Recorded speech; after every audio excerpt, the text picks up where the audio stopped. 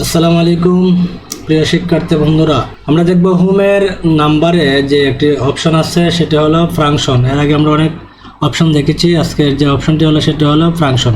তো ফাংশন কিভাবে ইউজ করতে হয় চলুন আমরা দেখে আসি। প্রিয় বন্ধুরা, 1/2 ওয়ানের পরে যে স্ল্যাশ রয়েছে এটাকে ফাংশন বলা হয়।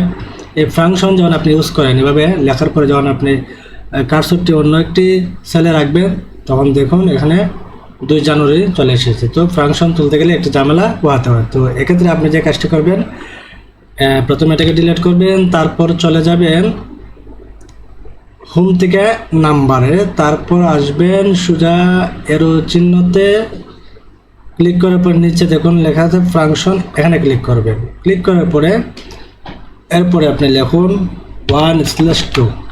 আচ্ছা, দেখুন সুন্দর করে এভাবে আপনারা এই ফাংশন ইউজ করতে পারবেন। আশা করি ভিডিওটি ভালো লেগেছে। যদি ভালো লাগে লাইক কমেন্ট শেয়ার করবেন, চ্যানেলটি সাবস্ক্রাইব করবেন, পেজে দেখলে পেজটি ফলো করে আমাদের সাথেই থাকবেন। আল্লাহ হাফেজ।